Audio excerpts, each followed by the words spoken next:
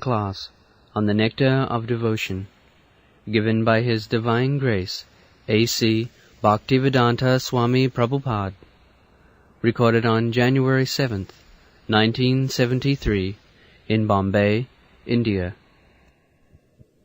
Lord Sri Krishna is the Supreme Personality of Godhead, the cause of all causes, the reservoir of all rasas or relationships, which are called neutrality or passive adoration, servitorship, friendship, parenthood, conjugal love, comedy, compassion, fear, chivalry, ghastliness, wonder, and devastation. He is the supreme attractive form, and by his universal and transcendental attractive features, he has captivated all the gopis, headed by Taraka, Balika, Shama, Lalita, and ultimately Srimati Radharani. Let his Lordship's grace be on us. Krishna is the reservoir of all rasas. Rasa is a very peculiar word. Rasa, it may be translated into English as taste, as mellow, or as humor. So, our relationship with Krishna, there is some taste. Without taste, we cannot continue our relationship with anyone. There must be some taste. So, these rasas or tastes are 12 kinds. Primary rasa is the relationship between inert things and ours, just like I am sitting on this chair. So, the comfort I am feeling, that is the rasa, taste. We want very nice cushion, sitting position. So that tasting, that I am now comfortably seated, this is called Shanta Rasa. Among these Shanta Rasa, there is Dasa Rasa. Dasa Rasa, just like my students, my disciples, they want to serve me and I want to take service from them. This is also an exchange of rasa, a taste. Shanta, Dasa. Similarly, next advanced stage is Sukha Rasa. Sukha means friendship. It's like one is serving somebody, but if that service is very intimate, then there is the rasa of friendship, Sukha Rasa. And when that is advanced, what is this sound? When that is advanced, it becomes Vatsalya Rasa. Vatsalya Rasa means the taste of relationship between parents and the children. These are advanced. Shanta Rasa, Dasa Rasa, Sukha Rasa, and then Vatsalya Rasa, parenthood, filial love.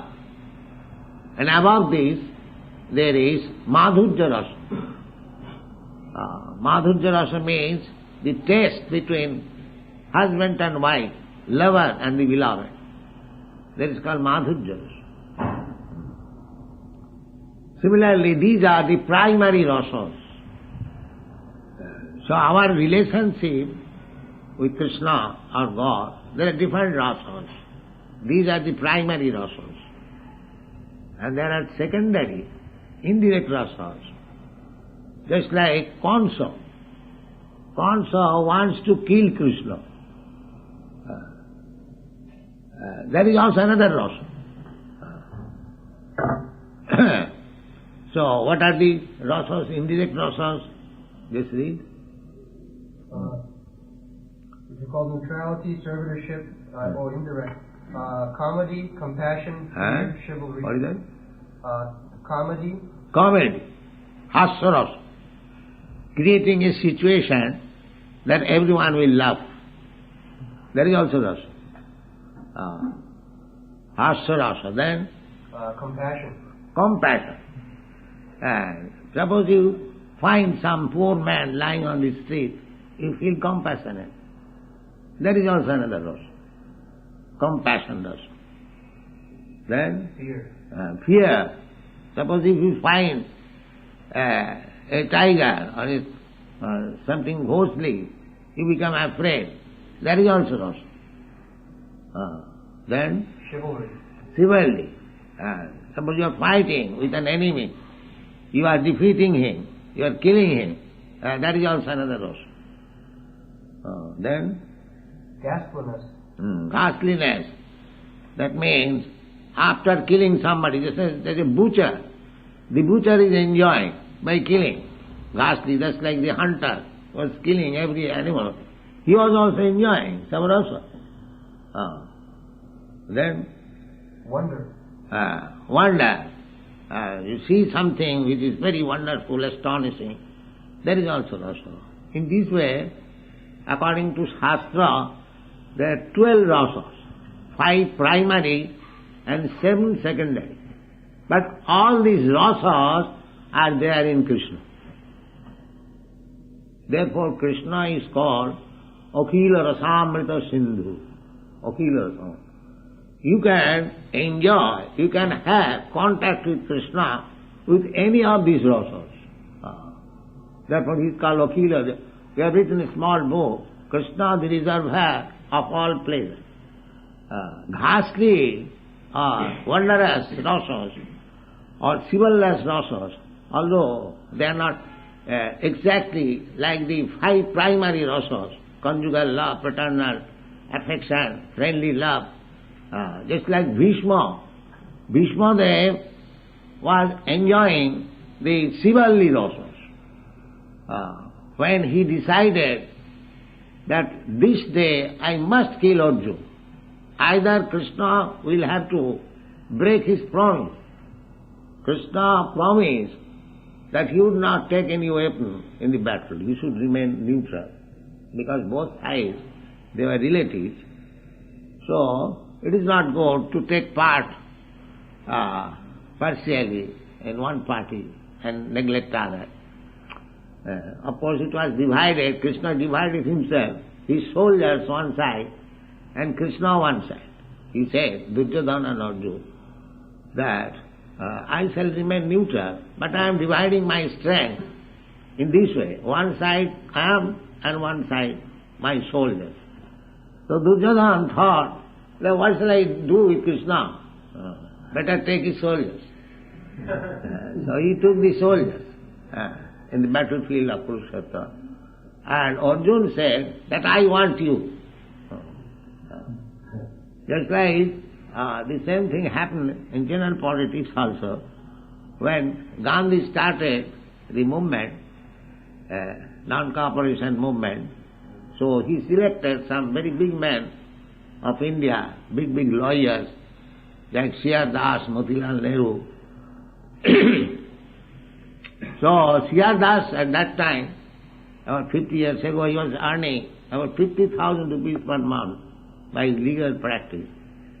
He said that, Gandhiji, you take all my money, but let me practice. Don't ask me to boycott the British court, but that was one of the programs. So Gandhiji said, no, I don't want your money, I want you. And actually, that was very effective.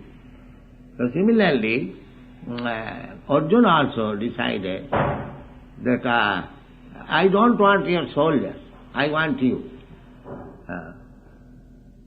So these are different rasas. So the fact is, the idea is that you can make your relationship with Krishna with any kinds of rasa. Because beyond these 12 rasas, there is no other rasa. These 12 rasas is complete. 5 primary and 7 secondary, direct and indirect. Therefore, our Goswami's instruction is that you establish your relationship with Krishna. Jena tena prakarena mana Krishne niveshaya. Somehow or other, you establish, you fix up your mind in Krishna. Just like Kamsa, he fixed up his mind on Krishna. How to kill him? He was always thinking. He was also Krishna conscious. But he was thinking, as soon as Krishna will take birth, I shall immediately kill him. And he was anxious whether he is born, whether he is born, whether he is born. So, when his sister Devaki was pregnant, he was thinking of the pregnant Krishna within the womb. When he will take birth, when he will take birth, when he will take birth. That was also Krishna consciousness. But that kind of Krishna consciousness is not bhakti. The indirect Krishna consciousness, that is not bhakti. That is attachment for Krishna. That will also give benefit. Just like Kamsa and other enemies of Krishna who were killed by Krishna, they got immediately salvation. Immediately got salvation. So, the Bhakti Rasamrita Sindhu Rupa Goswami teaches that even if you be attached to Krishna in adverse condition, in opposite condition, that is also good. Because Krishna is there. The example can be given in a different way, just like sandalwood.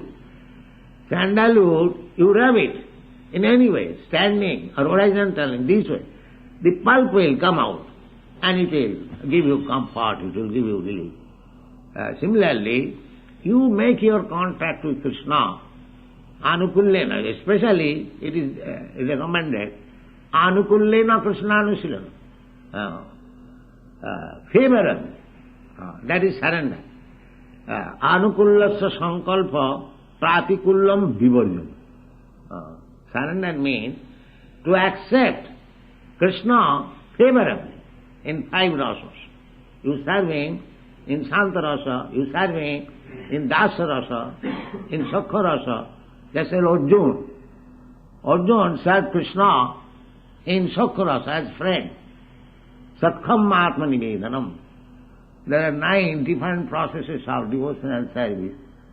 Savanam Kirtanam Vishnu Smaranam Padasevanam Archanam Bandhanam Dasyam Sakhyam Atma Nivedanam.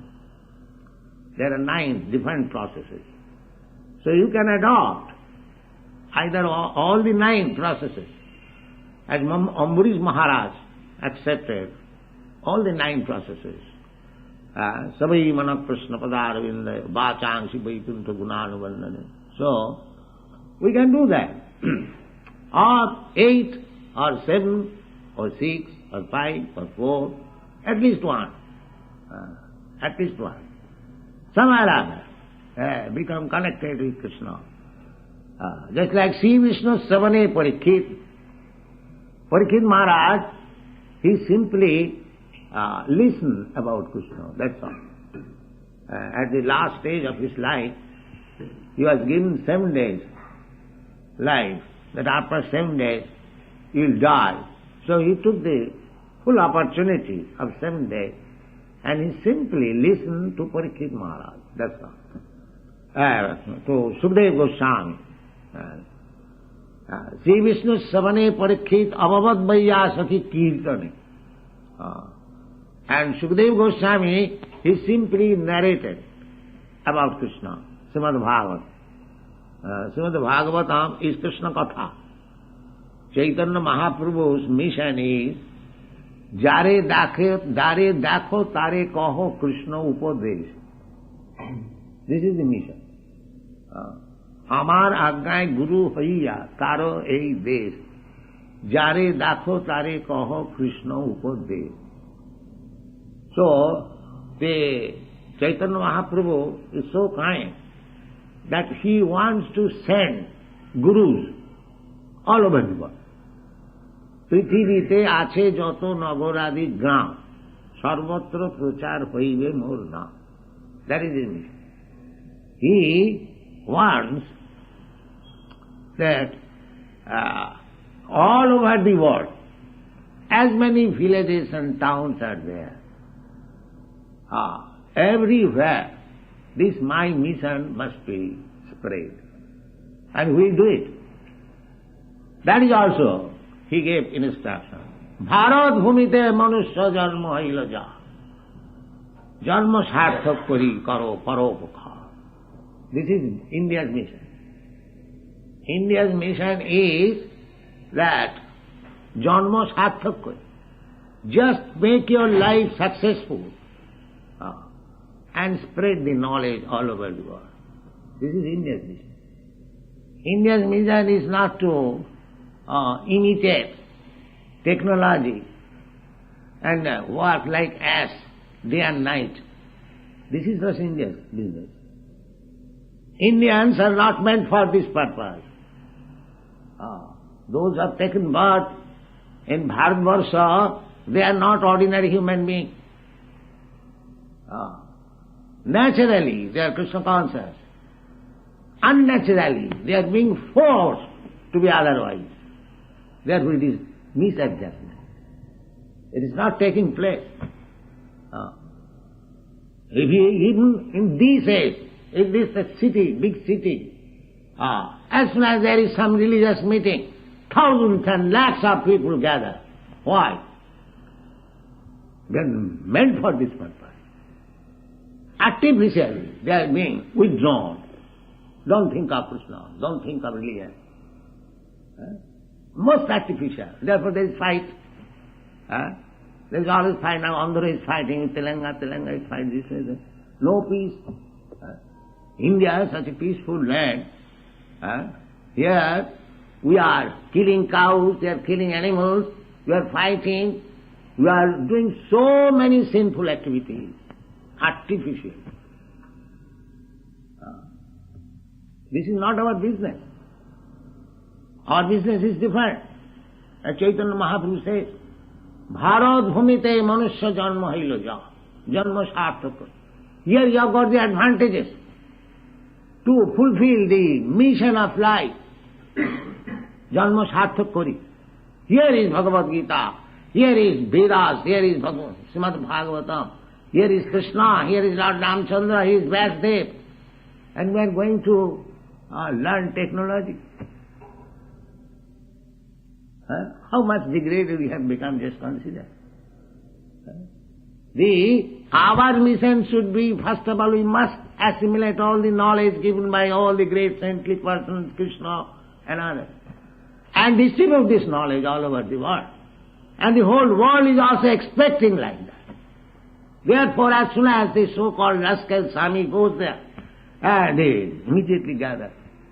Here is one Swami from India. We may get something. But they are cheating. They are cheating and taking money and having illicit sex and enjoying and coming back. Therefore they could not do anything. But the whole world is waiting for India's culture, India's bhakti, India's spiritual knowledge. Just see the example. Why they have left their father's property, their opulence of country, and they are after me, I am a poor man. Only this reason, that they are hankering. And we have got the commodity to deliver to them. This business is done from India's power. If we want to imitate them, then we'll create another havoc. That we are doing so. Now we have made secular state, killing state. One cow was attempted to be killed. Maharaj Parikshit immediately took his sword. Who are you? You are killing cow in my kingdom? And there are 10,000 or 40,000 cows are being killed. And you want to become happy by plan making? Simply rascal now. India cannot do it. India's business is different. That we have forgotten. We are simply trying. There is Bengali nice song. Apon dhon bilaye diye bhikkha mage porer kache. We have thrown away our own culture and yet begging from others. Give me sir, this, give me sir, this, give me sir. Most abominable condition. Just try to understand. India, this is the order of Krishna, Gaur Krishna. Krishna's also order. So anyone who is preaching this Bhagavad Gita, nachatasmat manusheshu kaschit me priyakritam. Nobody is dearer than him to me. So this Bhagavad Gita should be taken as it is. One should assimilate the Indian people. Those who are, as Chaitanya Mahaprabhu says, Bharad bhumite manusya janma hairaja. Those who are actually human beings, not cats and dogs. For them, this is the duty. The duty is to assimilate. What is our asset? Our asset is spiritual asset. We are giving up. Bhagavad Gita is not allowed to be instructed in the schools and colleges. How much degraded we are. And we are becoming very proud of our advancement of civilization, material assets. This is simply Maya apurita jnana. These are described as Maya apurita jnana. There is school, college, not only in India, everywhere, all over the world. Actually there is no jnana, knowledge. They are all fools and rascals. We clearly declare, it may not be very palatable. The whole world is full of rascals and rogues, that's all. How we can say? Now we can say from the text of the Bhagavad Gita. What is that? Namanam prapadanti mudha duskritina naradhama maya apurita jnana asuri bhavo. Naman prapadanti. As soon as we see a person who is not a surrendered soul to Krishna or God, then what he is? He is duskritina, full of sinful activities. Anyone who does not surrender to God or Krishna, he is what he is. He must be either of these groups. Duskritina, all is sinful. Mudha, rascal, asset. Nama duskritina mudha naradhama, lowest of the mankind. And maya apurita jnana. If you say there are so many educated persons, they are not surrendering to Krishna or God, they are godless, so they have no value? No value, actually, because their actual knowledge has been taken away. Maya apurita jnana. Why? Asuri bhava mahasrita. Because they are following the philosophy of atheism, that's all. This is the root cause.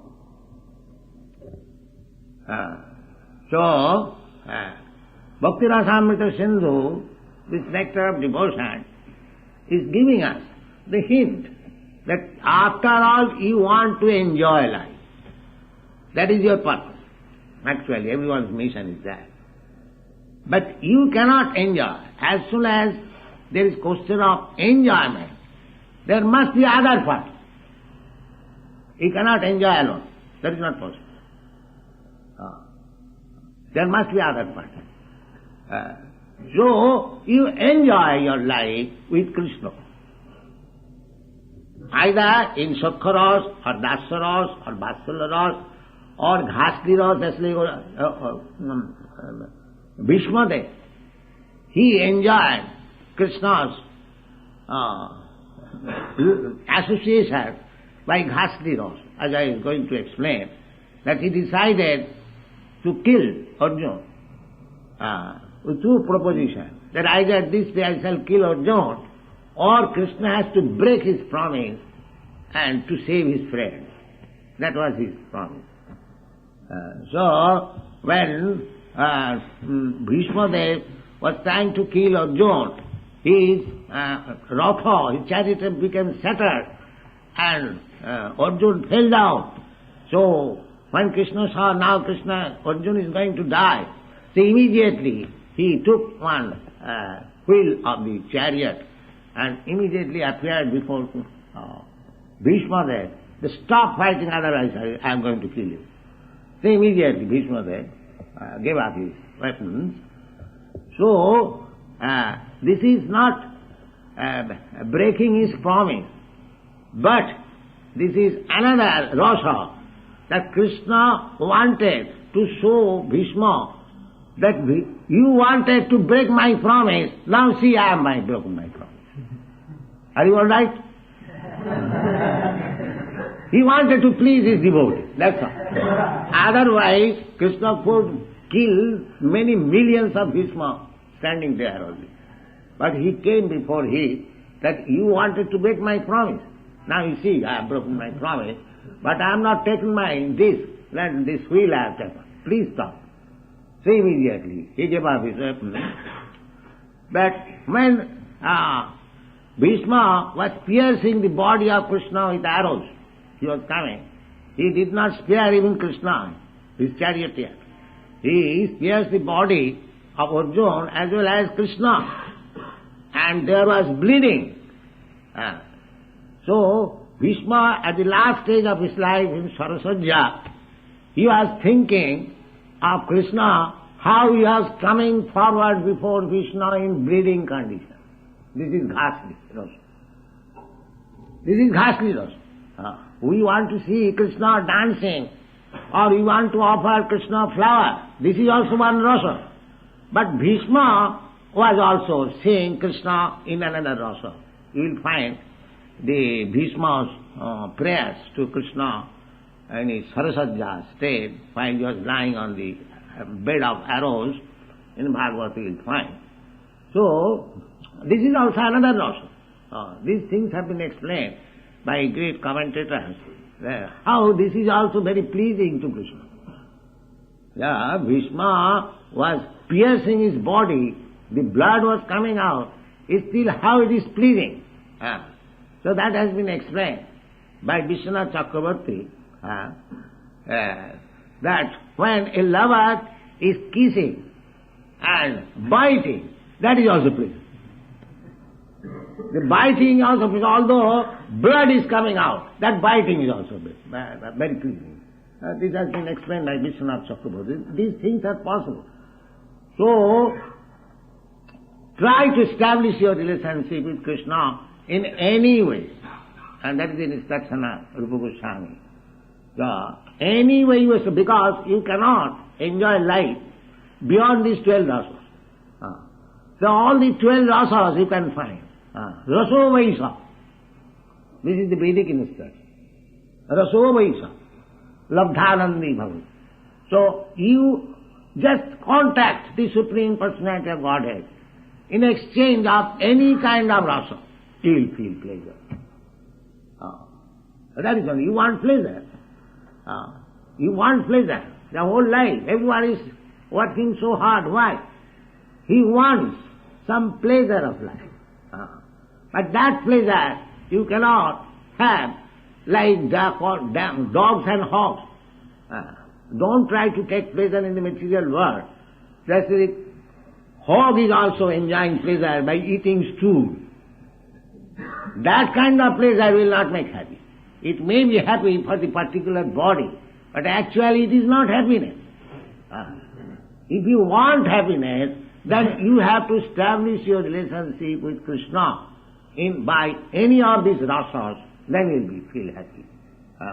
Therefore, Bhagavad instructs, Nayang deha dehu bhajang loki, kastan kaman arhati virbhujangaji, tapo dibbang putraka jena, suddhita satta, jasmad brahmanandam.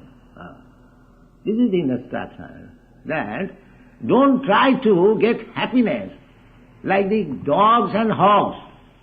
That is not actual happiness. That will simply entangle you. Just like, I am now human being due to my material rasas, because I want to enjoy material rasas. Because enjoyment means sense gratification. Indrani pararahu. indriyabha paramana, manasastu paro buddhi. So, we are trying to enjoy life. First of all, gross enjoyment with these material senses. And subtle enjoyment with mind, intelligence. But you have to go, transcend. Rasovaisha. If you want real happiness, then, as it is stated in the Bhagavad Gita, sukham atantikam jatta, tat otindriya grahya. Otindriya. We have to purify these indriyas, these senses. That is called tapasya, tapodibham. By tapasya, by taking little austerity, by tapasya, tapodibham putraka jina satta suddhe. At present our satta, this existence, this is not suddha, this is not pure. Therefore, we have to undergo the tribulation of material nature, janma mrityu jara vyadhi. But we don't want this. Janma mrityu jara vyadhi dukkha doshanudarshana.